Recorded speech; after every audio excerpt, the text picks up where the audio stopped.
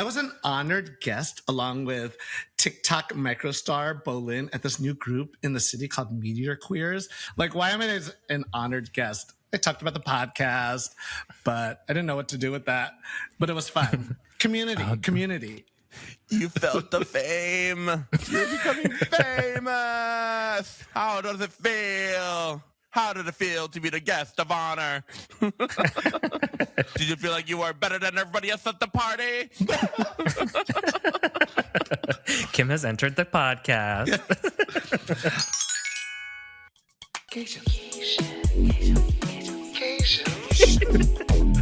Literally Gasian. Welcome back. We're back. I want to do a Poltergeist reference, but I know everybody's too young for that.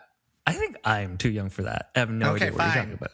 But you're tuning into season 2, the premiere of Literally Gasians, where 2 gay Asian guys, aka Gasians, get real about their feelings and literally Gasian. I'm Bao, and this is my co-host, our Neurospicy King, Chris. I don't know why TikTokers created this phrase. It's everywhere now. But you know what they call you, though? They don't say neurotypical anymore. You're neurobasic. I have not heard that one before.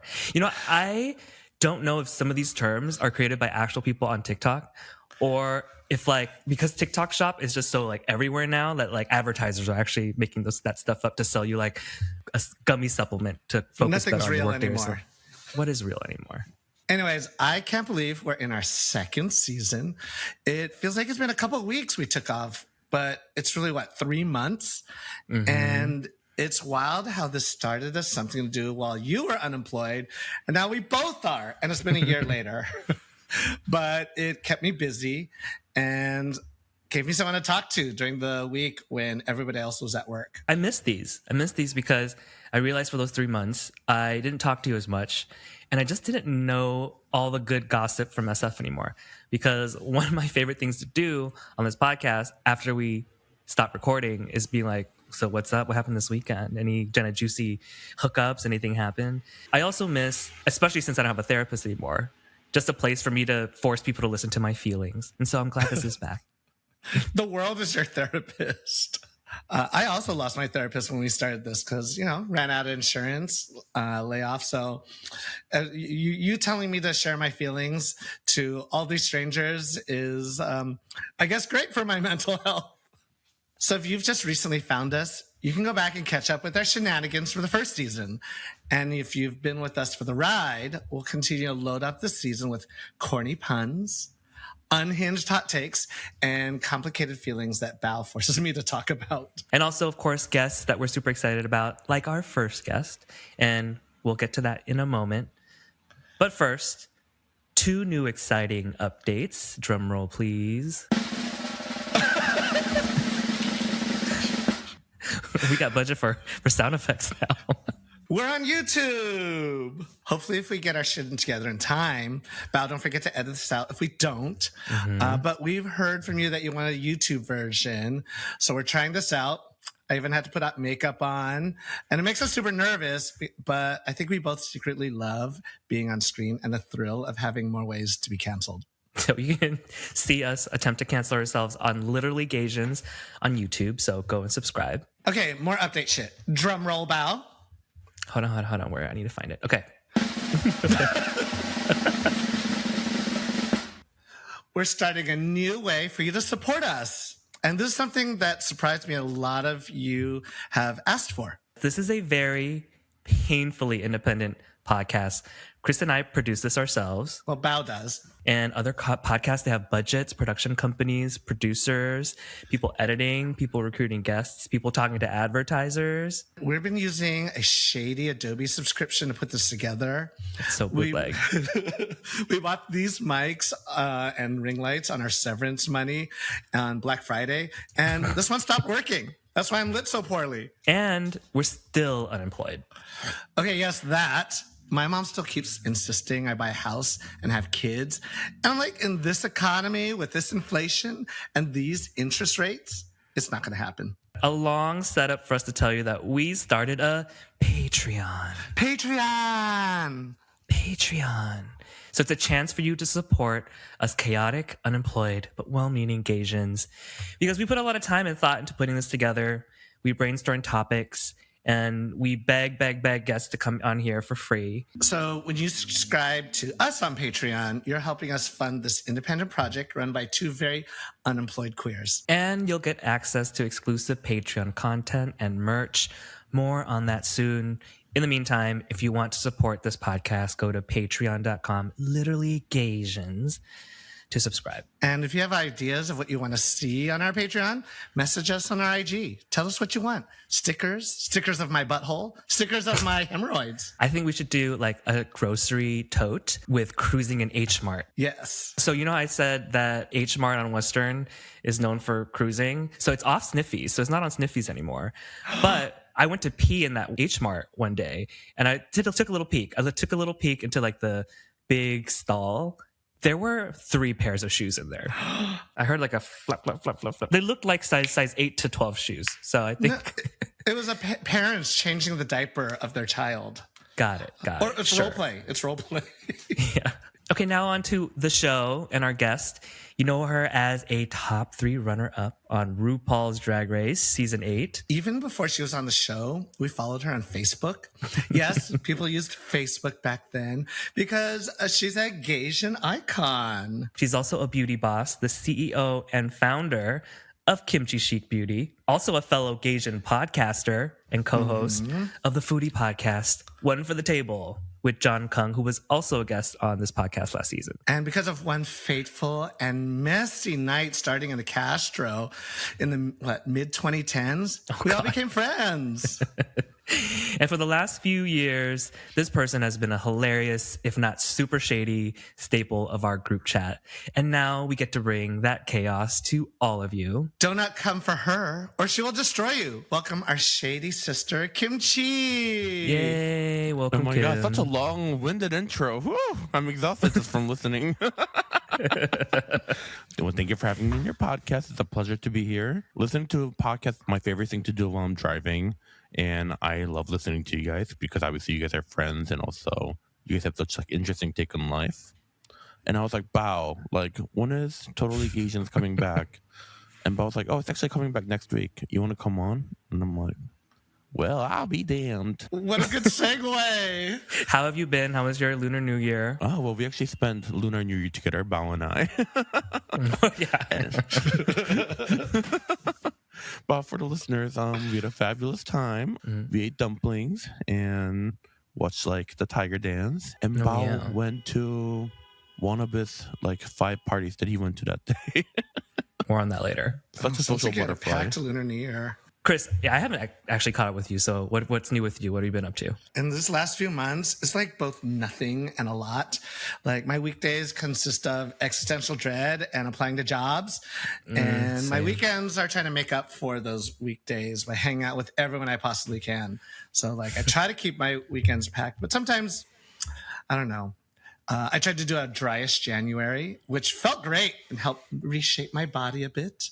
So like no alcohol? Yeah. Just no alcohol. California sober. California sober, same. Yeah. And I now have hair again, as you can see, and it's my natural color because nobody was trying to fuck this bleached babe. I went to Dream State, San Francisco, to so-called try new things. I am still transphobic. Transphobic. Just for those people. If you like trans, you can cancel me, but yes. I was an honored guest along with TikTok microstar Bolin at this new group in the city called Meteor Queers. So weird. It sounds as like excruciatingly weird as it was. Like, why am I an honored guest? I talked about the podcast, but I didn't know what to do with that.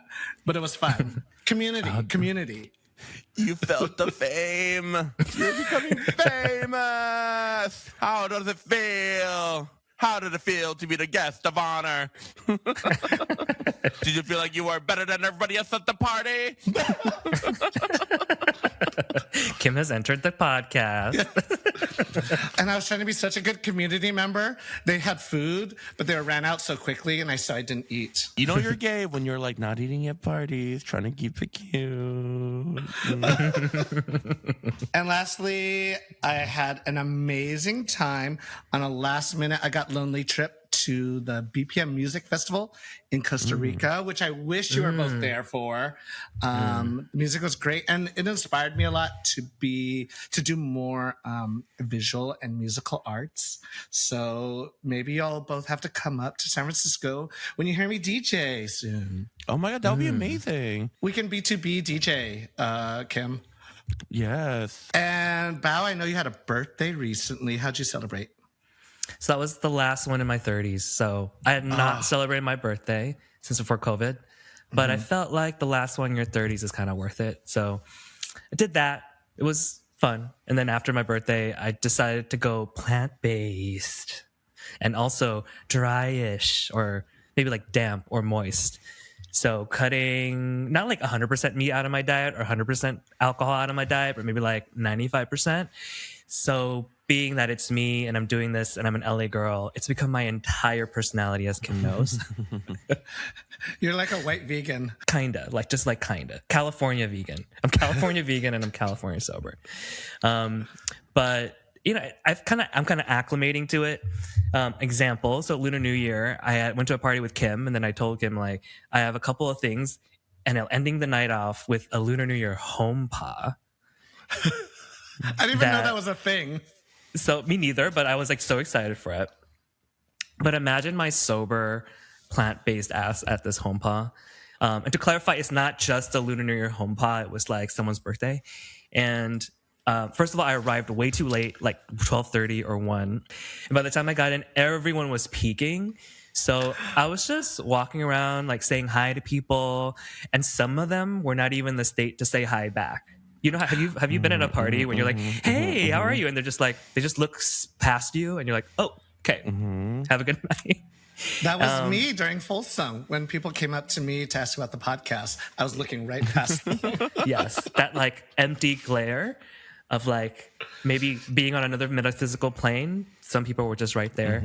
But I was actually having a good time. But I was probably walking around striking too many conversations and just looking like really maybe dorky or corny, because people were like, one person after another was like, hey, are you okay? Are you doing okay? You look too sober. I look too sober. I realized like sober was written all over my face. I was bringing the vibe down. So I was like, that's my cue to go. It was still fun. Was it shirtless, Humpa? Shirtless and pantless, yeah. It was one of those ones where you do check your clothes into. I think, and some people didn't because, you know, we brought inclusion here and whatever anyone's comfortable with. But it was still fun. I wish I could partake. But you know, like I was like, oh, I have a long day tomorrow. Do I want to take a pill right now? And you're just like, no, let's just see how far I can get. And that's apparently how far I can get. Probably 45 minutes. But let's get back to Kim. Me? Yes. Like, we've been friends for 7-ish years now. How did we all meet? And what was your first impressions of us? So it's really random how we met, but I was doing a gig in San Francisco. And after the gig, I was just like out in like full drag. And then another drag queen from RuPaul's Drag Race, she wasn't like booked at the gig, but she was just there in full drag as well, all fucked up and drunk. And then one of our mutual friends was just like randomly like walking home or something. And then he came to me and was like, are you Kimchi? Can we take a photo together? And I was like, sure. Oh. And then while we're taking a photo together, this other drag queen stole his wallet out of like his pocket because she was so drunk. Oh my God. I'm not going to say who. Y'all can guess. So anyways, I had to like take the wallet back from her and like give it back to him. And then I think it was like 2 or 3 months after, I came back to San Francisco again to perform with Bob and Naomi. And I guess it was this person's birthday. So he brought all of his friends to this club during the day. I remember that. and they were the only ones there. We were the only ones there. It was like the most like bizarre gig I ever did because we had to like fly from like Peru or something and then like go to this like morning gig, and there was like 20 people. And Bob, Naomi, and I were like what is happening? Like what? Like it was like a beautiful we day. were the meet and greet line. Yeah. Yeah. We eventually were like, well, each of us can take a photo with you one by one. Yeah. So then I was like, well, like I'm almost done with the gig. What are you guys doing after? And they're like, oh, we're just like going out, around San Francisco. And I was like, can I come party with y'all? And I did. And then I never got on my flight the next day. Yeah. I think you kept changing the flight, and then eventually you were to take a nap. Yeah, and then you Wasn't missed it the first flight you missed? Okay, so like I'm like so professional. I'm so punctual. I've only ever missed 3 flights in my life. Out of like many years, like that I've been traveling for. 2 of them were in San Francisco. You're welcome. Most people know you from Drag Race, Kim. Mm-hmm. I know you've gotten this question a million times about like, how was it to compete on season 8? So maybe we'll do something different, but just need to check first. Like, has your NDA expired, or are you still like kind of under NDA? I always see on like Drag Race Reddit and things about like they can't say anything, like they have an NDA, but I'm like, do they really? Do they? I don't think World of Wonder like really cares. I mean, there was like a queen who spoiled the entire season, and like they didn't do anything about it. Yeah.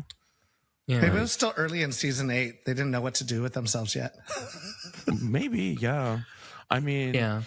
I feel like if they were truly business people, like all the queens when they go on the show, like we'd be handing over a percentage of our earnings like to the show, like other reality shows do. But Oh, really?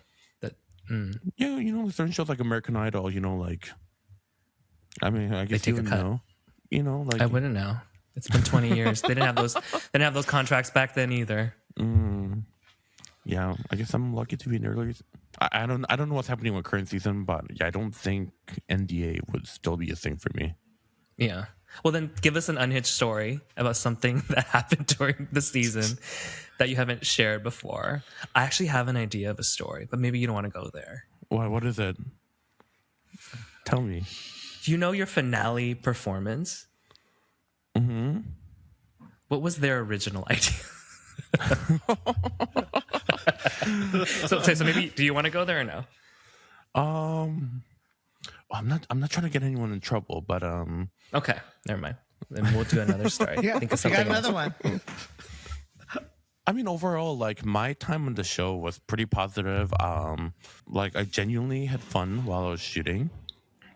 I mean, I feel like that's such like a boring like PR answer, and that's not what you want. But like, I had a great time. Like years later, like, does anyone even like care about like behind the scene drama that I barely remember? Why don't we talk about something more interesting? I was recently accused of being a Zionist. How about that? Is that interesting? Oh yeah. Wait, okay. I am not caught up on this. I don't think I've been. Someone said that. I was like, not my Kim. What happened? Oh my God. I mean, first of all, like to make it clear, I am not a Zionist, free Palestine. But Ceasefire now. yeah, absolutely. Ceasefire now. But back in like last October, Biden posted a thing about like hostages, and I like ignorance is bliss. I just like didn't know much about this topic. And I was like, oh, hostages, that's terrible. And I just like reshared in my Instagram without even thinking about it. Who would have known like that would like that would start like all these the cancel queens were coming for you. No, honestly, like people are like, oh, Kimchi's a Zionist, like she's sharing this like fake Western propaganda, like boycott her, like cancel her. And then every day, like my inbox would just be filled with messages of people going like, you're a Zionist, like, you're just like a dumb fact, like your parents would be ashamed of you, like you need to die. And just like, oh my God. And then, Oh my like, God, people are the worst. And then when like the gigs would announce me, they're like, I cannot believe you're bringing a Zionist here. Like you need to do some more research on your people. Oh my gosh. And I was like, I don't really like owe an explanation to these people because clearly I'm not a Zionist and I have like nothing to like benefit or like gain from being a Zionist, But then it just kept like escalating. So then I was just like, all right, so like, let me just explain myself. And I said, I'm not a Zionist, like that was just like a mistake. I didn't know much about the topic.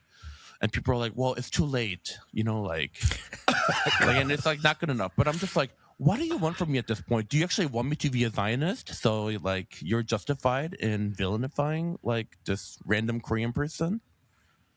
And it's like, why don't you put that effort actually into holding the politicians accountable? Like they're the ones, who's like funding billions of dollars into. Yeah, I agree. Like a lot of energy seems to be getting put into so many people that, well, like you, we don't really matter.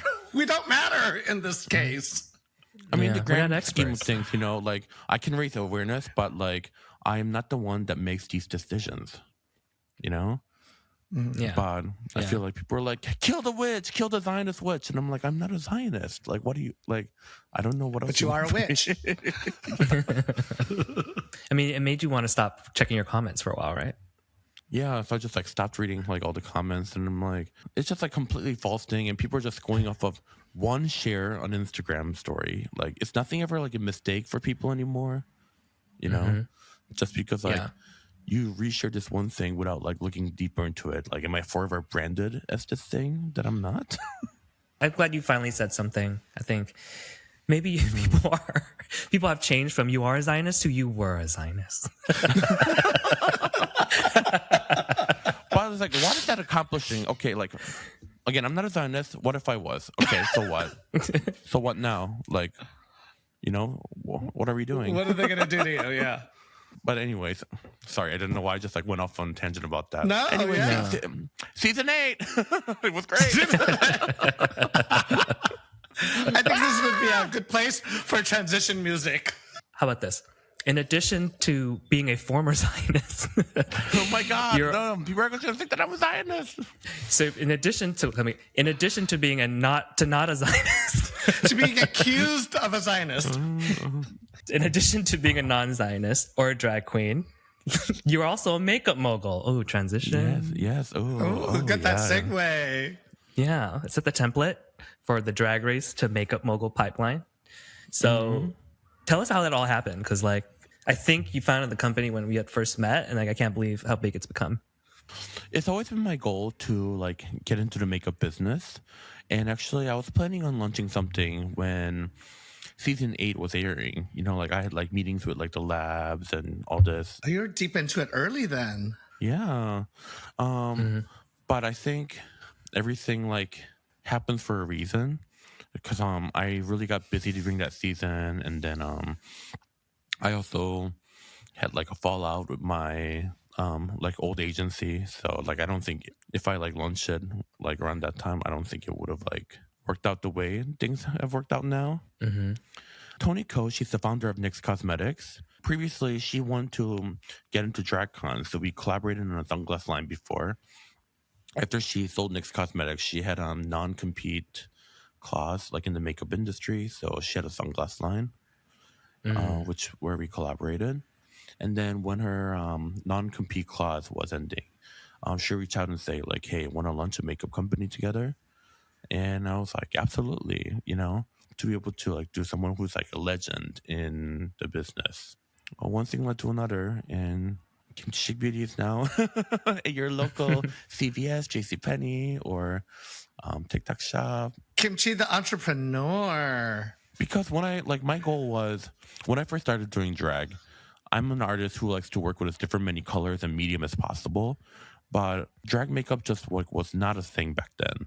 Like the products were really expensive. The pigments were like not that great. I wanted to create great products at an affordable price point, which is like the foundation of Kimchi Chic Beauty. I believe we are truly inclusive. It's meant for like drag queens to women to even like women who like subtle things. We got something for everybody in our range. I still remember when my friend Joshua kept sending me your Facebook posts before you got into Drag Race. And I was so impressed by your makeup. And he would yell at me all the time, Don'cha, why is she doing everything you're doing but 10 times better? And so my drag mother kept holding me up to an expectation to be as good as you. And well, clearly that did not happen. You know, that's actually really funny you say that because when I started doing drag, one of the people that was sort of like my mentor in all of this, he was a photographer in Chicago. He would always send me like links and photos of like the Rice Rockettes in San Francisco. He's like, Oh, there's this like, really? amazing like drag troupe, and this is back in like 2012, 2013. Oh my God. That's when I look discovered you. Yeah, and it's like, look at what they're doing. So then after like meeting y'all and finding out you're like part of like the Rice Rockettes, it just fully felt like full circle. That's so funny. Like one of my favorites from then was you made this Dorito bag dress, and I was mad because you made it before I did. And then one day we see you on Drag Race, and you blew up. I remember your photo shoot when you closed your eyes and it was the anime eyes. Oh yeah. I felt like that was like the first like version of that I'd ever seen in my life, and it was so amazing. And then 2 months later, Doncha tried it. In a world without kimchi chic beauty pigments, I was using ELF, eyes, lip, face makeup with brushes that I stole from my mom. And I didn't know what fixer and powdering was. So when I opened my eyes and closed them again, the eye was gone. The anime eyes were it was just my eyes and a lot of smudged. they kept disappearing, and we like did a little like meme on our group chat of like your picture, Kim, and it was like expectation. Doncha was reality. No. We gotta post that photo somewhere. I know we gotta find Oh my that. God, I would love to see it. It's gonna be That's that so key funny. art. It'll be our Yeah. key art for this Oh, that'd be a episode. good key art for the episode. Oh, poor Doncha. I love Doncha. I'm a monster queen, and that's it. That's all. I'll live in that. I'm never gonna be a makeup artist. I just put on makeup. No, but it's your spirit. What I love about like Chris/Doncha is it doesn't matter where we go. Doncha would always like finish out the party. It doesn't matter what time it is. It doesn't matter where. It doesn't matter how many people we've lost along the way. Doncha will be there till the end. I'll be to the end, picking up all the bottles, just like sharing all the goodies that I've got. I don't get much sleep. Did you guys ever watch like Doraemon, like the cartoon? No, I know of it, but I didn't watch it as a kid. So Doraemon always like pulls out like really like random gadgets that no one's ever heard of that have like very specific uses. Oh my God, that's me. And Chris, God. yeah, like wherever he goes, he's always pulling out some like weird light things or like random like deck of cards or it's just like things that are just so specific. And I'm like, where did you even buy this? But he carries so much of it with him, and I'm always fascinated in what Chris is gonna pull out wherever we're at. I mean, next time we see each other, I have a new tarot deck. They're the Meryl Streep Tarot. I'm gonna give you a reading from it. This is after I did after the Golden Girls Tarot deck that I brought last time. Love it. Like you're literally a live action Doraemon. And Doncha stays up so late that when I wake up the next day, he's still going. So he stays to the end so much that he's actually the beginning. Yeah, That's kind of meta. Everywhere, everything all at once. And also, whenever I talk to Doncha like on the weekend, his response is always like, "Oh yeah, I haven't like slept yet." Yeah. And I'm like, when do you ever sleep? Like when? You don't sleep. Daylight. I'm like, I guess I'm a vampire. So we were talking about just how we were kind of fans of you before we met you. There's something that I'll never forget. After I became friends with all of you, this fact that that all of you guys told me when all of you were fucked up. It's like, Bao's the only one that voted in the fantasy drag race for you to win season 8. Oh my God. Who told? I don't even remember that. But who? Ooh, I don't remember. Just Someone blurted Doncha. out, and I'm like, oh. And I like just felt like so awkward. I'm like, okay, thank you, Bao. And Let the me rest of just y'all say- didn't believe in me. Let me just say, I Not that you won needed to, but that fantasy drag race. I got a whole like bag of money. I did much better than I usually did that year. Wow, how could you? I did vote for you. I did pick you as the winner, and Also, I watched Roscoe, so I'm a pretty devoted Drag Race fan. And so, and the time, Kim, that you found out that we watched the Roscoe's viewing, you looked like you were like fight or flight. No, first of all, you looked like they were at my house, and we watched like the current episode of Drag Race, whatever it aired. And afterwards, they're like, "Let's watch Untucked," and I'm like, "Sure." Put on the Untucked, and after Untucked was over, they're like, "Okay, now we got to watch Roscoe's." And I'm like, I mean, I love Roscoe's, and I've been there many times, but I was like, I didn't know you were like that like fan. and while we were watching it, she kept going like, "Wow, you guys watched Roscoe's?" Like the subtext, the subtitle I saw was like, "You guys are fucking losers." No. Not everyone watches Roscoe's. I definitely do, but I like have this like funny idea in my head, like that Kim just like is like tentatively not sure whether I have like infiltrated her life as like a Drag Race stalker or not. Like a super fan has infiltrated my home. It's like, is this a friend or a foe? It's like one of those spy things. Like, oh no, I'm showing my cards. She knows I watch Roscoe's now. But because that's like some like deep into like fandom things, you know. Yeah. To watch all those like in a row. Yeah, I was like, ooh, I felt like my ears got hot when you like looked at me. I was like, oh. It's all, don't show this side of me. Don't show this side of me. Exposed.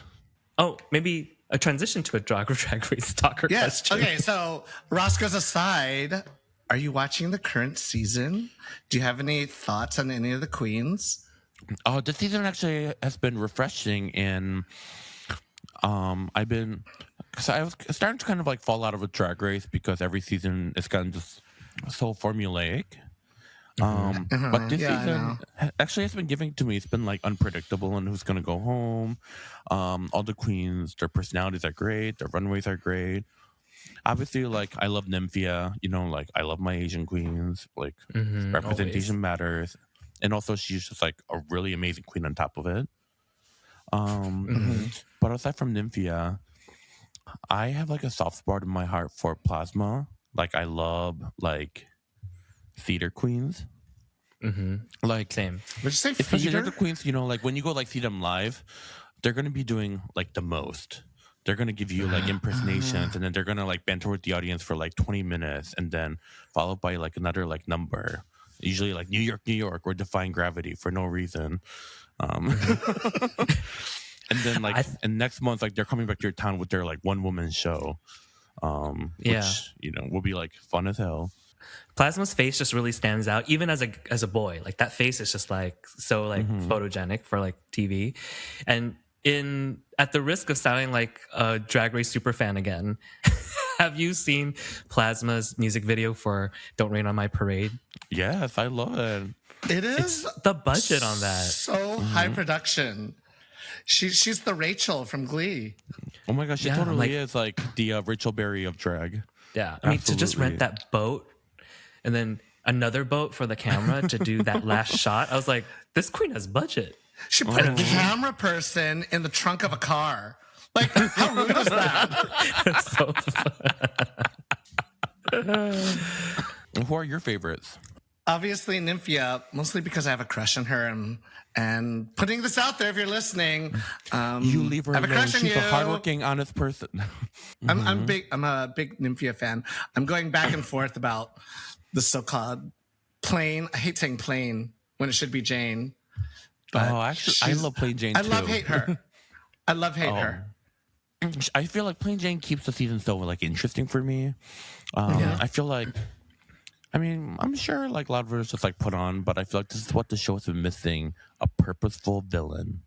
I don't even care if she's like putting it on for the camera. Like, fucking put it on for the camera. Like, I want pointless, you know, like confrontations and like monologues and like coming for people. Honestly, what Drag Race has been missing the past like several seasons is alcohol.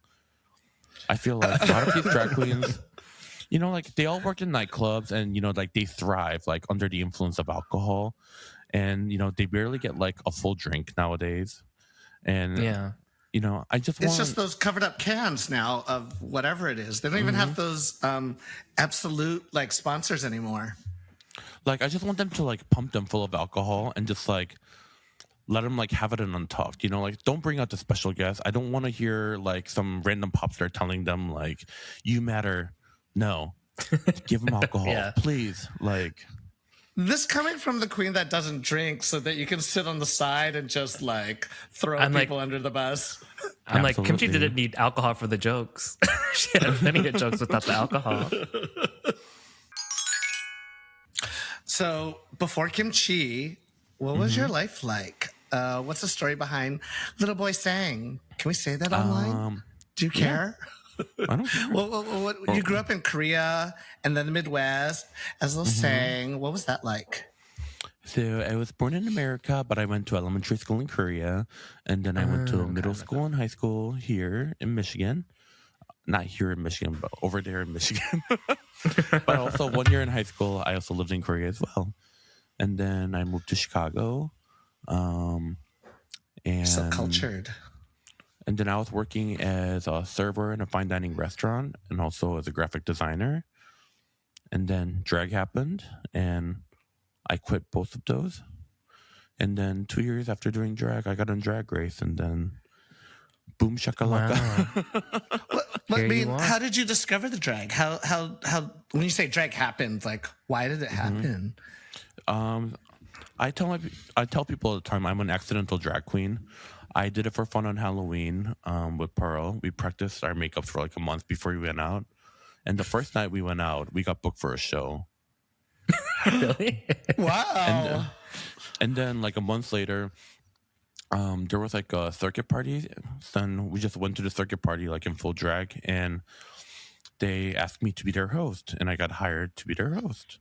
And next thing you know, I was hosting every single one of their party, and then I was also working as like an art director for the party eventually.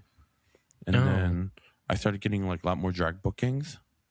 And I did not know this about you. I like the up and coming Kimchi story. yeah, I feel like a lot of my life was like right place, right time kind of a thing. But I guess luck takes like a big factor, in life too. Like how we met, It's just out of like crazy luck.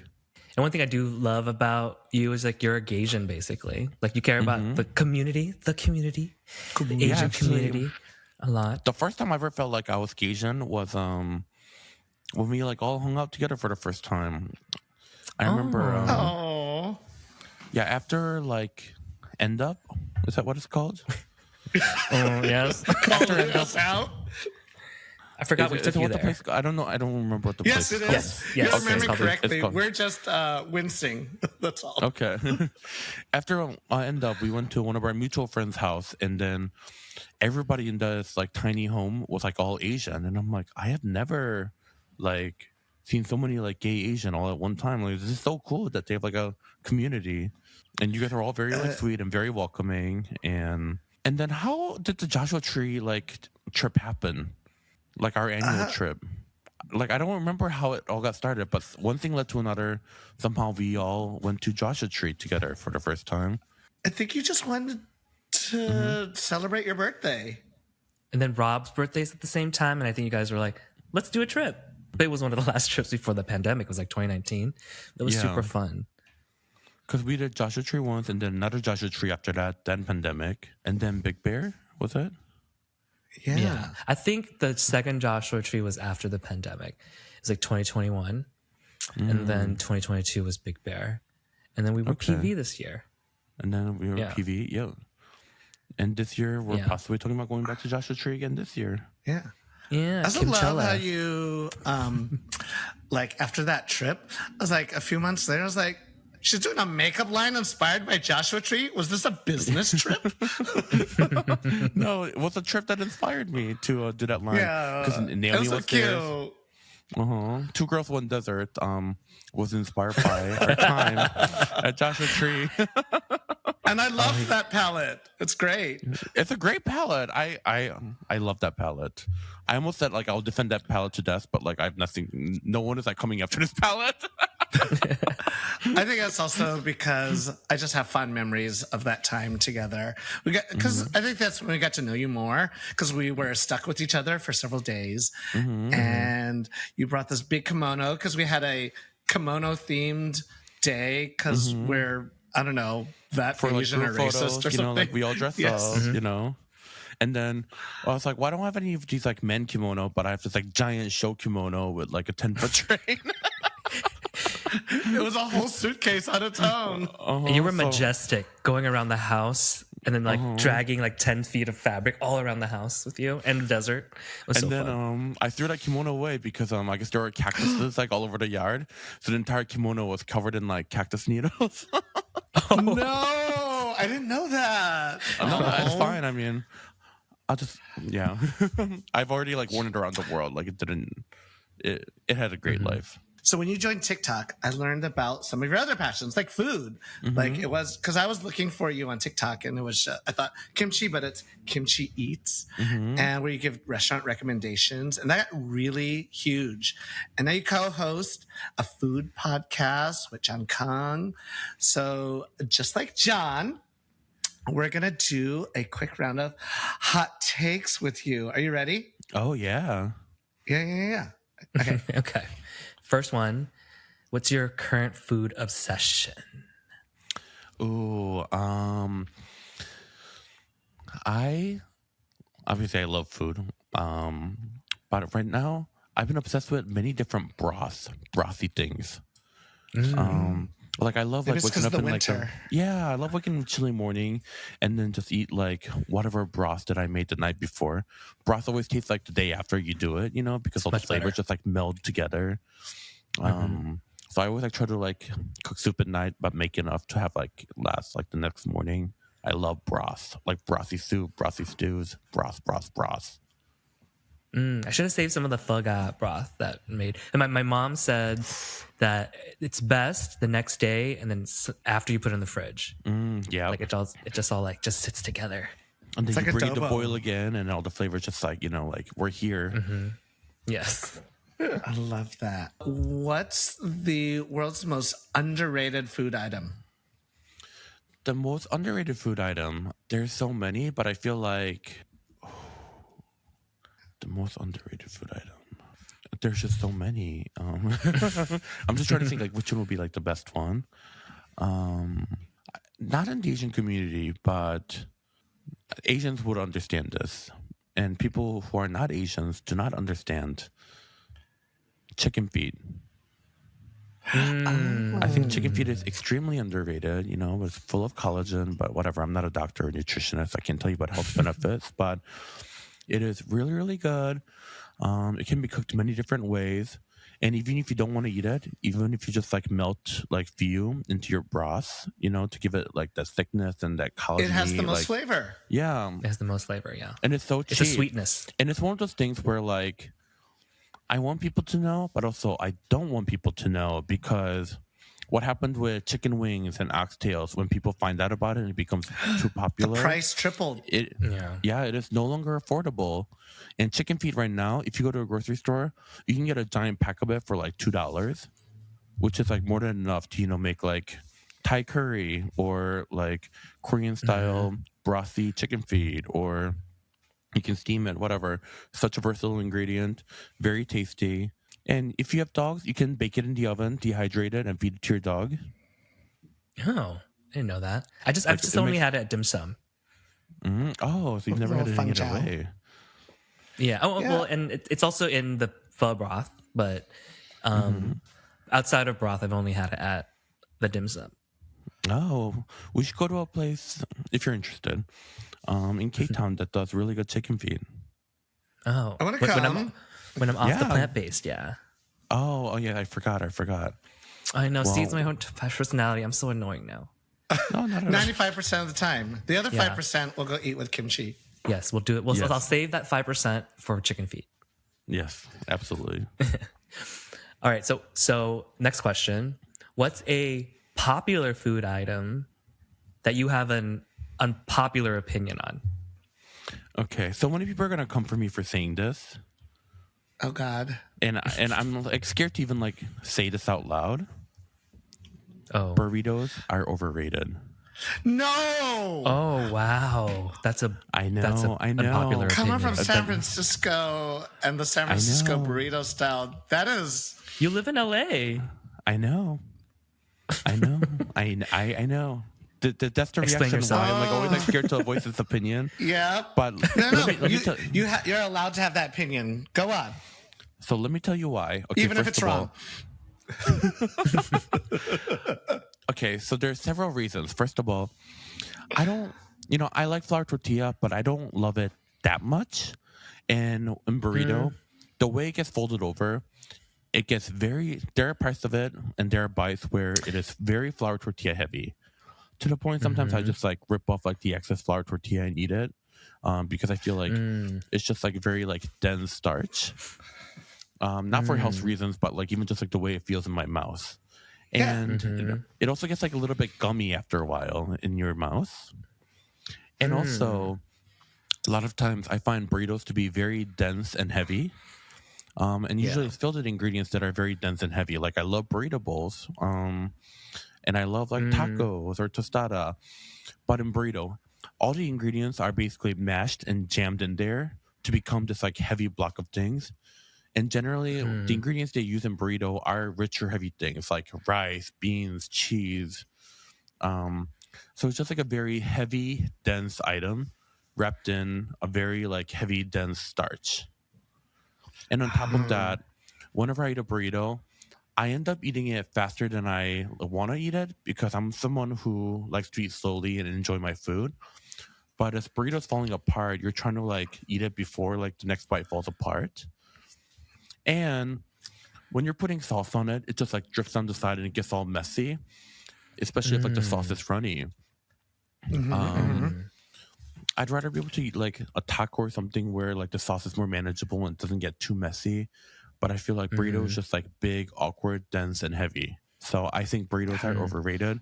But I see why people like it, and your opinion on burritos is valid as well. I just personally prefer to eat things in a different form than a burrito. I feel like everything you described is everything I like about a burrito except bad proportions. I hate bad tortilla proportions and bad folding. But I think my favorite kind of foods are every bite that I take is evenly the same. Like such good, every bite, never a bite. So if they fold it wrong and they don't spread the stuff and you get like an all rice bite or something, it's terrible. But if they're the perfect burrito, which is hard to find. Okay, so the only exception to this is a place called Pancheros. Have you ever had Pancheros? No. Where's that? Where's that? It's a chain, kind of like a Chipotle, but I think they're like more in the Midwest. So, but I'm like, so when you order a burrito, they press it and grill to order, so the tortilla is fresh. And then after you pick all the ingredients in your burrito, before they fold it over, they mix all the ingredients together and then they fold it up into a burrito. So then you get like an even amount of toppings in every bite. I hear you on your opinion. Everyone's entitled to that. I feel you. I hear you. I have not craved meat so badly until you triggered me with the word burrito. Because I was like, even when you were hating on it, like my mouth was watering. I was like, oh, there's that repressed desire. Because I will order a burrito and a nacho plate when I'm drunk. Like when I leave WeHo and I'm in the Uber, no matter how messed up I am, I feel like muscle memory, my subconscious just like picks up the phone, goes to Uber Eats, and Uber Eats has the audacity to be like, this is when you usually order Garricos. Do you want to press? And there's there's a button I can press to reorder the carne asada nacho plate and the California burrito. Oh my God. Do you remember that one time we were at a house party and you're ordering Mexican food for everybody, but you accidentally ordered it to your home address instead of the party address? And it was Garricos. It was those nacho plates. I mean, I love that nacho plate so much. But yeah, and Uber's like, why are you sending it to this house? This is about the time where you have this to yourself. But to your points about the burrito, I do agree. I don't like the ends of the burrito where they fold. So that's why I slice it in half and I eat it from the middle out. Oh, burrito changer. Burrito hack. Burrito hack, because then you get all the middle's the best, right? Because it's where everything is probably the most mixed up, and then when you get to the end and that's not your first bite, because I think what I hate is that being my first bite.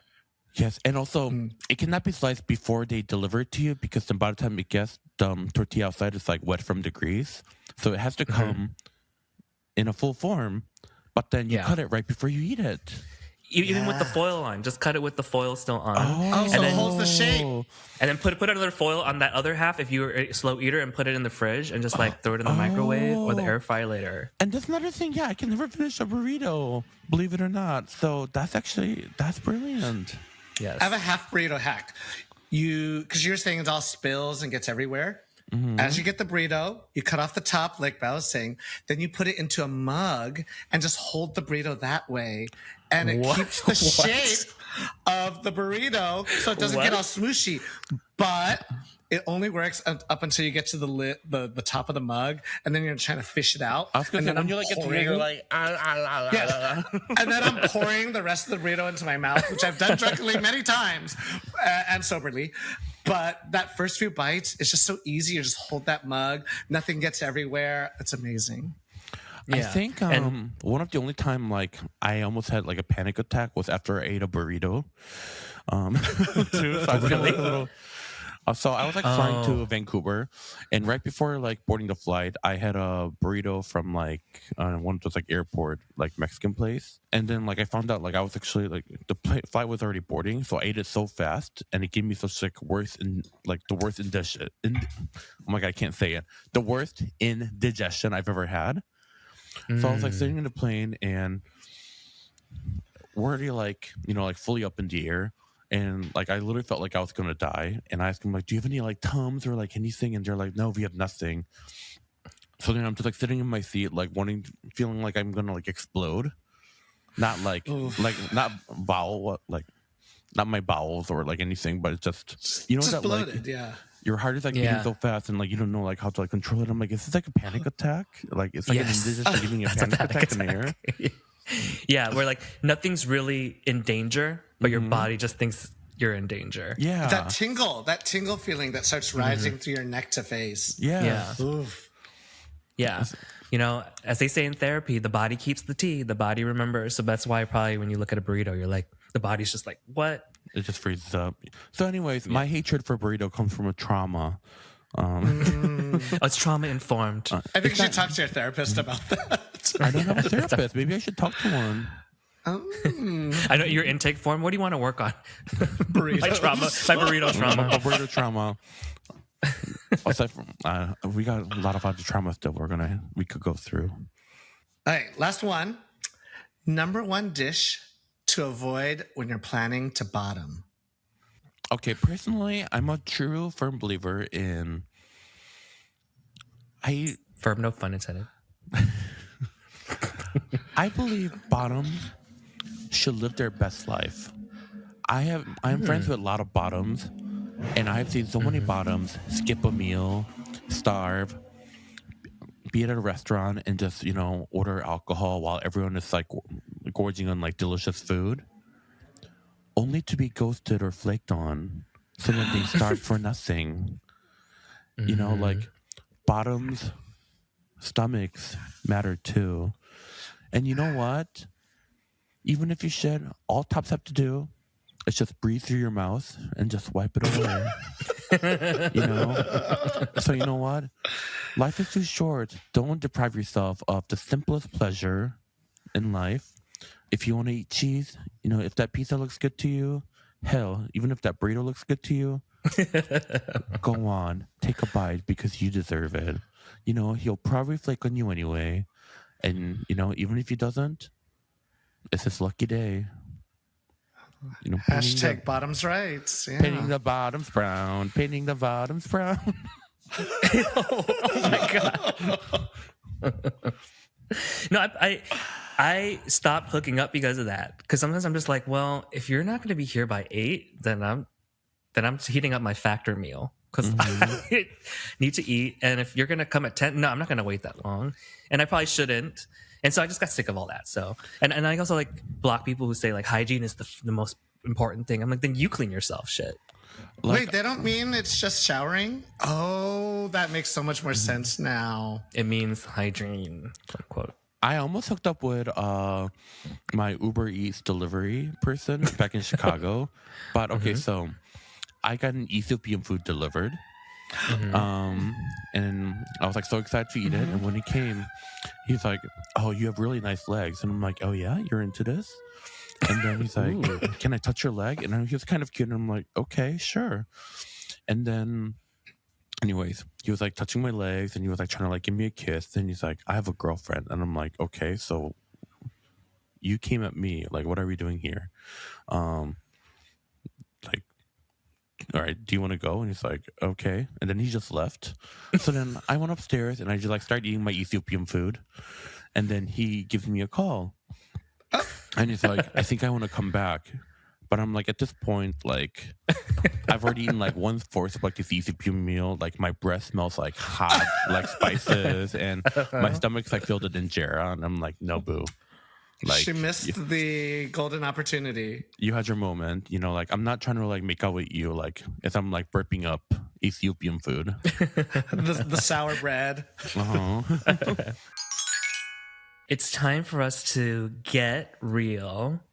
The part of every episode where we word vomit whatever's on our hearts, minds, or holes. And yes, you heard right. We changed it. This segment used to be called Be Real, but now it's Get Real. It was named after the social media app when we started the podcast in 2022. It was cool at the time. We were trying so hard to be relevant because we didn't know what we were doing. I wanted to call it Got to Be Real, but that was like 10 years old now. Super irrelevant. Another reference maybe that is it's too old for people. But I think Be Real is dead, right? I don't even have it on my phone anymore. I deleted it. I think I deleted it. See, I can't even remember. And people used to share the B-reels to the Instagram, which is what I did, which is painfully millennial. But the New York Times wrote about Be Real last year, and this is quote unquote what they said. The spell seems to have broken. Some users have discovered that seeing the monotony of their own lives reflected back at them is compelling for only so long. Oh my God. That is so sad. That is a scathing review. It is a scathing review, and that was already April 2023. And we have been saying like Be Real for like another 6 months. So anyways, we're going to retire that. And if you use Be Real, good for you. I'm glad you like to see the monotony of your own life reflected back at you. Next? I remember when Twitter was dying, people were signing up for Blue Sky. And then I just got an email from Blue Sky like 2 days ago or something saying like it's opening up. And I'm like, y'all like months too late. Nobody remembers who you were. No, I barely remember who they were. I don't know. So it's going to be like Threads now? Oh, they have this weird federation problem where they might like cut people out. Like it'll basically be back to censorship. It'll be weird. Yeah. But Kim, as our guest, Yes. why don't you go first? Okay. Time for you to get real. Whatever's on your heart, mind, hole. Multiple holes. Wait, I think you guys should go first so I can have an example Okay. of what to do and how real I should get, you know? Set the tone for me. Yeah. Okay. You don't. It doesn't have to match the tone. You can get as real as you want. Remember, this is your free therapy. No, I want to read the room. Bao, you want to go first? Or you want me? Sure. I can go first. Okay. Okay, time for me to get real. I just feel like my life is so wishy-washy and transitional right now. I'm kind of sick of it. There's so much that's just out of my control. And I'm handling okay, like old me, panic attack me, the burrito Kim me. Would I be in spirals probably? Because there's a couple of things. I would move out of my apartment because I don't want to pay this much for this beautiful apartment that's given me so much, but also takes a lot of my income that I'm not making. And so I'm going to be like nearly 40 years old and living with my dad. I'm wrestling with that. And then we're trying to launch the second season, but I'm also like, once we get jobs, like, are we going to have time to do this? And then like, can we still talk about the things we want to talk about when we're like working at these companies? And so I'm a little anxious about that. And then I have like another job interview tomorrow. And I guess it was really good to get an interview, but I've literally interviewed for 20 jobs in the last 6 months. I've spent 30 minutes on Zoom with 50 people. I am like super exhausted, and people are starting to get hired who are unemployed with me, and I'm 1,000% really like happy that they're getting the jobs and everything, but it just makes What me about spiral. Like, you? it's just me. I'm doing something wrong. I just suck. Like, what am I doing wrong? Like, this is never ending. So I'm a little anxious. I'm overwhelmed. I don't regret like taking the year off, obviously, because I mean, I was able to do a lot of things. But I do think like when I talk to other jobless millennials, there's a lot of us that are laid off at the moment. I think we're all just feeling like we would, when we were 20, I think when we looked at 39, we thought we'd be at a different place in our lives, and what is the day in, day out of like, okay, well, I guess I'm not buying a house. I guess I'm not married yet or have a partner. It's not like I want those things, but it's sort of like, okay, I'm 39, jobless, gonna move into my dad. Like, where am I? What am I doing? And it just feels like I'm starting over.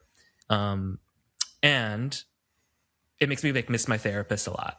So that's my roundabout way of very, very shamelessly plugging that you should support this podcast by subscribing to our Patreon. This editing, this recording, the hosting of all this costs money. So we're not even paying Kim. Kim is here like for charity, basically. And because she loves us. But this is, Yes, you know. And we love her. Please hire them. Please. Please hire them so they can they have enough money to come to our getaway in August. Exactly. Yeah. Or else we're going to start a GoFundMe. But give them like the weekend off in August if you're going to hire them. So they can actually come too. Thank you. So that's what's going on with me. I am not like, some days I spiral about it. Okay, the days I spiral about it is credit card payment due date. Like then you like see that like disappear from your bank account and you're like, oh, or like rent due date. I'm very privileged to have enough money saved up to do this, but ooh, it still hurts. That day always hurts. And what if you just paid the minimum? It took me a long time. Don't. That's not covered. I'm not promoting this at all.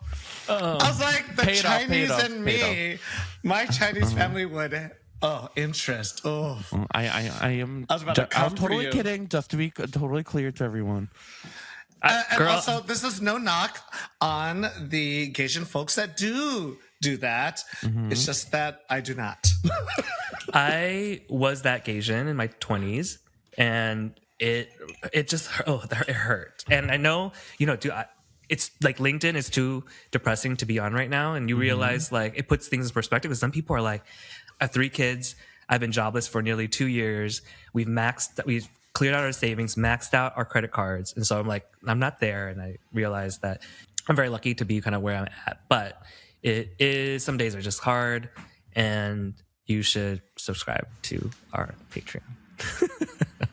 And hire us. Yes, please hire us. Offer in hand. Let me just sign something. How about you, Chris? It's time for you to get real. Oh, God. So, it's interesting hearing you say that because it's the same. And I don't want to be one of those people who just say, oh, yeah, same as her, and that's it. So, but mine's, I guess, is a little bit less about feelings because I've been trying to actively avoid them recently so I don't get into these spirals. But it's hard. That's why I went to Costa Rica, because I got too deep into these what am I doing with myself? So I just wanted to go off and have some fun. Mm-hmm. But recently, something on my mind is kind of what you brought up. It's what about dating? And it's not about dating. It's something on my mind lately is sleeping with people, but the literal sleeping with people. So we've talked about dating on this podcast, and I've done so little of it lately. But so much changes as I get older when I attempt to do it. For instance, I still can't allow people to get in my bed if they haven't showered. Just no outside clothes. I know that's people have this weird thing about it. Why not? But they can't be gross. But then last year, I got diagnosed with sleep apnea. And then my high five, virtual high five. But my insurance ran out, so I couldn't complete the rest of the study and get the machine. And so our friend Gil, he gave me his. He couldn't sleep with it, and I found that I can barely sleep with it. And I look like a lesbian scuba diver when I wear it, and I can't even get a successful night of sleep in it. But then, if I'm to have a sleepover, if some guy comes over, what am I going to do? It's so ugly. I got to worry what I look about when I'm awake and when I'm asleep. And then, this past weekend, I had my first sleepover in, I don't even know how long. It's been years. Like a hookup sleepover? Yes. Oh, wow. Okay. And so I had to hide the CPAP. I took out my Invisalign because I'm not going to wear that to sleep. I had to describe to him why I don't sleep with blankets because I run hot at night. So I just use the sheets, and why I listen to this specific brown noise track, to help me go to sleep. It is the most unhot thing to talk about to somebody, trying to sleep. So I don't know what I'm going to do with my life. Yes, I need a job, but also how am I going to sleep with somebody? I'm snoring to the goddesses. It's not cute. That's it. That's me. Dating is hard. I think in the media, there should be more sleep apnea representation, and I think it will take the stigma. No. But there has been two instances. I have sleep apnea, and the CPAP machine changed my life. I would fall asleep in the most random places throughout the day. One time, I fell asleep while I was browsing on my phone, and then I accidentally went live. So there's just a live video of me just sleeping, holding my phone. And that was art. And then on TikTok, if I fall asleep while browsing TikTok, it'll just automatically accidentally send a bunch of random videos to random people. And then the next morning I'd wake up and explain to people that was an accident. I accidentally sent that one, while I was dozing off. Ignore that. Yeah. Ignore that.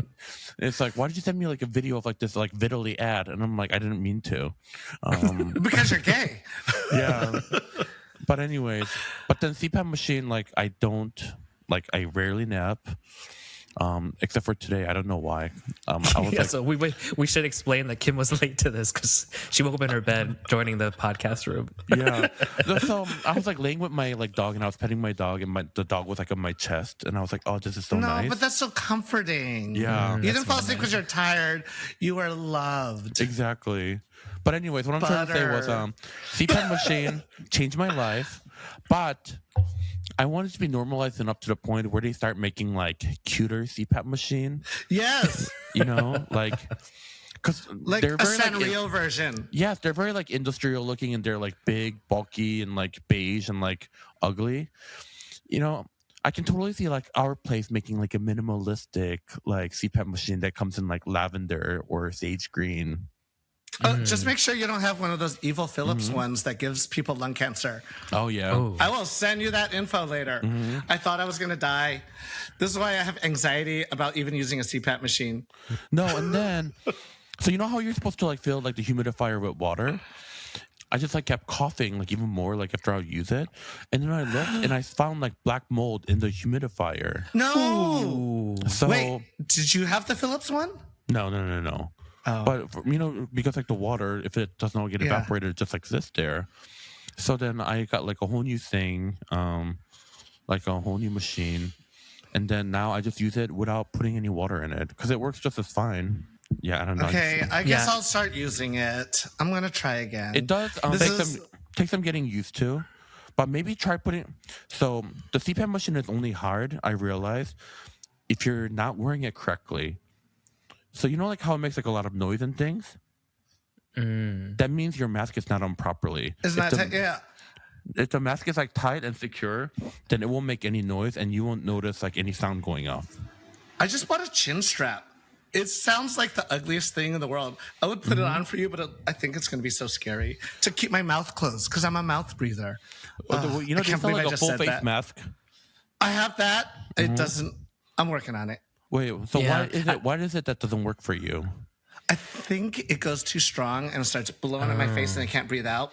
That means you didn't put on the machine properly. That means the I mask know, is not. because I don't yeah. have insurance to have a real doctor set the No. settings right. No. There's a website where you can actually order the CPAP like machine parts. I'll send you the link to it where you can like purchase like the proper size mask for your face. And it's only like She's telling me I have a big face. Okay, that's cool. no, I it's know. only like $25. I'm saying as an experienced user of CPAP, like it'll change your life. I want you to get a good night's sleep. That's all. I do. Maybe this is why I'm always the last to go to sleep, because I know that I'm not going to sleep well. That's why I'm always around checking. You know that every time we've gone on one of these getaways, I'm almost always the last person to go to sleep. And because of my anxiety, I walk around to every one of your rooms to make sure you're all sleeping like nicely. John Congan actually talked about this. I walk into about your you room. doing that. I've crawled on the floor to make sure everyone's alive. It's something I used to do with my like with my dad. I would just listen for the breathing. It's just a weird. I don't know. Is it an OCD thing? I just check to make sure everyone's like alive and breathing, and then I can comfortably go to sleep. So before Wait, CPAP, you've noticed me do that? No, so so that's where I was getting at, because I would never notice, because before CPAP, I'll be the first one to pass out, like 9 p.m. or 10 p.m. Like I'm like long gone and I missed like the entire party. And PV, that wasn't an issue because I'll get like full sleep with the CPAP machine. But John was like, yeah, Chris is like this like really nice uncle that checks on everybody before he goes to bed every night. And I'm like, Chris does that? He's like, he does it every night. Yeah, I he does can't too. believe. Well, I guess I'm a heavy walker. Oh, nice uncle. Oh. Yeah. But recently, I do think they need to have more representation of CPAP in the press, in the media. I do want to go back to that, because have you guys seen May December?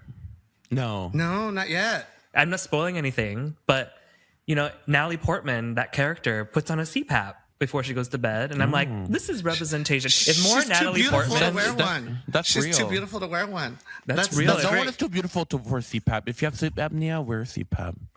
It's a little problematic though, because it was like the butt of the joke to make her look funny, but she looked beautiful in the CPAP. And I don't know if you guys watch Abbott Elementary. Oh, I was about to say that was a great representation. Yeah, she wanted to sleep somewhere completely different because of that CPAP machine. But I think a lot of my friends have CPAP machines, so I don't know. I think a lot of people will listen to this and feel seen and heard. Yes. So if you're into lesbian scuba divers, DM me, slide into my DMs. I'm right here. Yeah, so All right, if you have sleep apnea, don't worry. You're not alone. You're not stupid or ugly. You just have sleep apnea. I'm not sure if that's what people are feeling, but okay, Kim, stop deflecting. I think it's your turn. Okay, get real. so keeping it real or be real. What was it again? Get real. Get real. Get real. I feel like, I don't know, like the last like few years, I've been like in this like weird funk where I was just like really depressed, and nothing I did like ever felt fun. Does that sound like depressing? Well, sorry. I don't know. Sorry. No, don't It be could sorry. be. No, sorry, we're not fun. Just kidding. Just kidding. It's not about us. No. You guys are. I mean, I'm not saying like all the time, but just like, you know, there's just like moments where like I'd want to do things, but then, you know, like I'd be lonely, but also I wouldn't want company at the same time. But just recently, and I'm like, all right, I'm so tired of feeling like this. Like I miss like the vibrant, fun person that I used to be. So then I just like, I don't know, just started taking care of myself, you know, like getting more routine and going to the gym, and then just like trying to go to as many like social things as possible. And it's actually making like a world difference to like my mental health. And I'm like, yes, I love being around people. I love doing things with people. Like, you know, like this is what I like need to be doing. So my goal for 2024 is just be as social as possible and just living my full life. It's your year of yes. That's year of yes. This is a reminder, everyone, invite Kim to everything. No, I heard like everything. I'll probably come.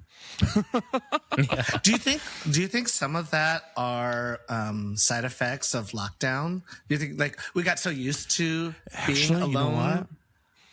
You might be right Because I think I had that feeling too. Me too. I had the exact feeling because after lockdown. like before the lockdown, I would get on a flight every day basically, but after a lockdown, the idea of getting on a flight would give me so much anxiety, and if it's like a gig that's like so far away, like I wouldn't accept the gig because like even just going to the airport and getting on that flight would give me so much anxiety. And it's only until like recently that I can like start getting on flights like normally again and not feel like I want to like die. Like when I see like the itinerary pop up on my like calendar. Yeah, I don't know. No, I think that's a real thing. I think it's Yeah. a side effect of that's hitting all of us. But I finally feel like we're all sort of starting to like disconnect from that. Yeah, and I really feel you on that because I feel like this Christmas or this past holiday, I finally started feeling. I loved these holidays, like this past holiday. Like the parties were so fun all the time with my family. I started feeling like normal about social situations again because during the pandemic, it was like, first of all, I'm not used to not, I used to be, I guess, before the pandemic, I was probably that person that said, like, I will always say yes to going out because I'll do it for the plot. But then the pandemic, like, was really uncomfortable for me. Then I got used to it and it was okay. And I think I was okay with it as long as everybody else was also inside. Like, Same. I'm okay with staying home if everyone else is staying home. So if there's like a rainstorm, everyone's home, then I feel so luxurious at home. I'm like, I have a list of things I'm going to watch. I'm going to cook 3 elaborate meals just because I know everyone else is inside. Oh my God, I'm so glad you're saying this because I feel the same way. It's not FOMO when nobody else can do anything. Yeah. Yeah. So it was great. And then, but it's FOMO when you don't have anything to do and then you're on Instagram stories. So Instagram stories is like the number one thing to like mess you up. And I started feeling that in 2021. We were used to staying indoors and suddenly things were opening up again. And then like people starting to go out in Instagram stories again. And in LA, it's sort of like, you got to be in town. Even Kim has said this to me. I was traveling so much. It's like, you're never in town. I'm like, I am in town. And I'm like, well, you're never in town, Kim. and then I had to make like a concerted effort to be like, I'm not leaving and I think you do that too, Kim. You're like, I'm not leaving LA Take for 2 months. a self break.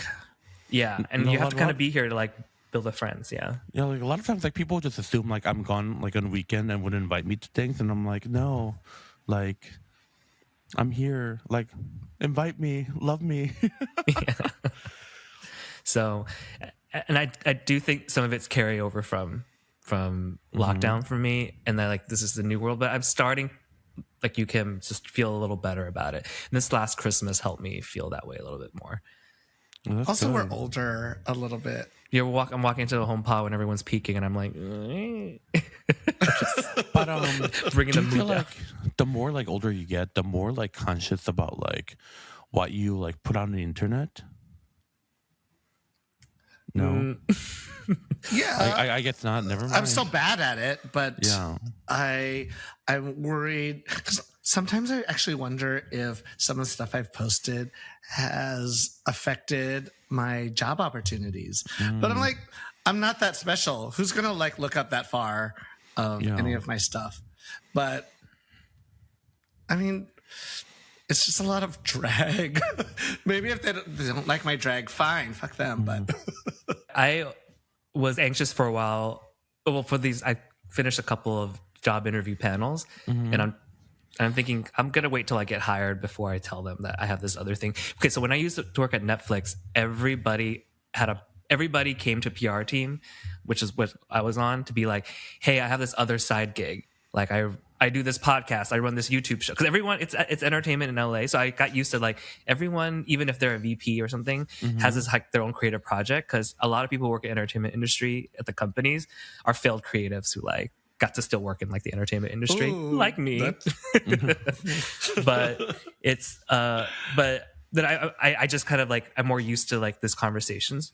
But there's some companies I know like that are going to be more okay with it, like conservative. Oh, or like a content creator company is probably going to be a lot more like chill about like the fact that we talked about GHB on this podcast, which we might remove some other time, than say like a really old stuffy company that expects like their like a fintech employees. company or something. I think they're gonna come. Yeah, They're gonna come for Kimchi and her, ex-Zionism. Oh my God. No, like she is not a Zionist, to be clear. I'm actually like super paranoid every time I post anything, and I think that's also one of the reasons why I like stopped reading comments too. Like the whole like the Zionist debacle just came out of nothing.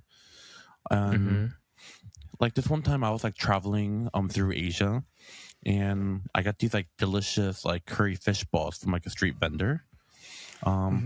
And I posted like, oh my God, I just got these like delicious curry fish balls. They're so good. They're only like $3. The portions were so big I couldn't even finish it all.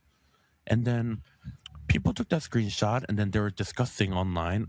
They're like, I cannot believe Kimchi throws away food. And other people are like, yeah, like Really? when I was like raised, like I was telling you like you need to eat everything. I said nothing about how I threw these like fish balls away. I just said I couldn't finish it because I was sharing with friends, and my friends ate the rest of it. People skew everything. But I'm like, people just like love want. to like make something out of nothing, and they fully like villainize me as this like evil like person who just tosses away food. Yeah. Well, I don't know. We can relate to that because you have millions of followers and we have.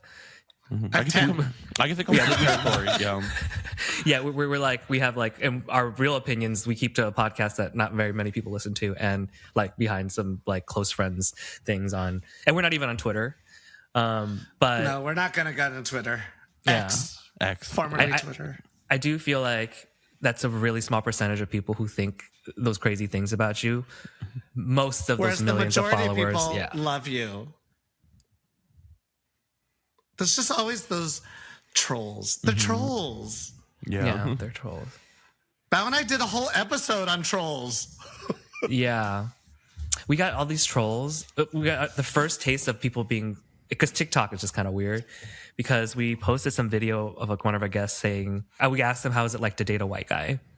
And then he had something to say about it. And then of course all the comments are like, of course these three guys, of course Asian people only like white people. They hate their race. They don't find other Asians or POC. Though this is obviously anti-blackness because they didn't even mention black people. And then we decided to try to do an episode on it, but I think we were just like we just didn't know what we were saying. Right, we had a guest on, Chris Laquan, we miss you. We recorded the whole episode and didn't release it. To the 2 or 3 people who are like saying that those things, should we release a statement? Like we were talking about this and like show my dating history. It's that not I don't worth just. it.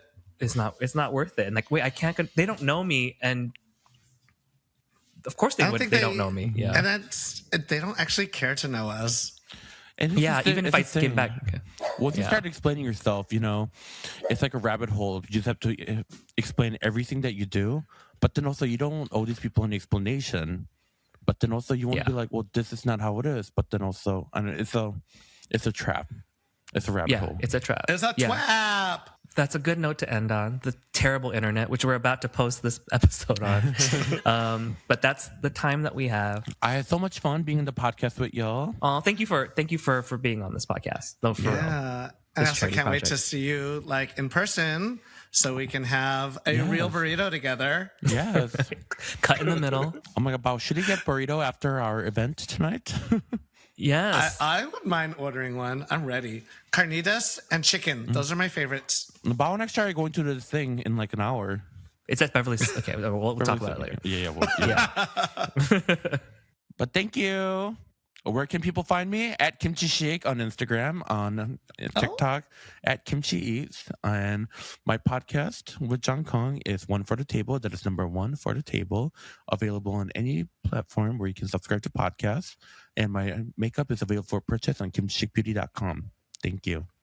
Oh. And at stores. Yes. Okay, one last question. Surprise question, Kimchi. Yes. To send us off. What's the last dish you'll eat before you die? Gasp. You know what? This is going to sound very Cancel basic. her. No. It's nothing like that. It's going to sound very, very, very basic, but I think I would want a bowl of rice with 2 sunny side egg cooked in butter, and then really good European butter and soy sauce all mixed together with a side of perfectly right kimchi. Just just like comfort meal. It sounds so homey and tasty. Oh, in my home when we were growing up, I love eggs. So I mean, I've taught you the omelet with the scramble with the fish sauce. Sunny side eggs burnt to a crispy edges with maji. Oh yeah, Not soy sauce, but Wait, what's maji. maji? the seasoning sauce. Maji the seasoning sauce are like off. It's like off soy sauce a little bit, and it's really cheap. It's like the that MSG the red stuff? bottle. Yeah, basically. Oh my God, I always thought it called Maggie.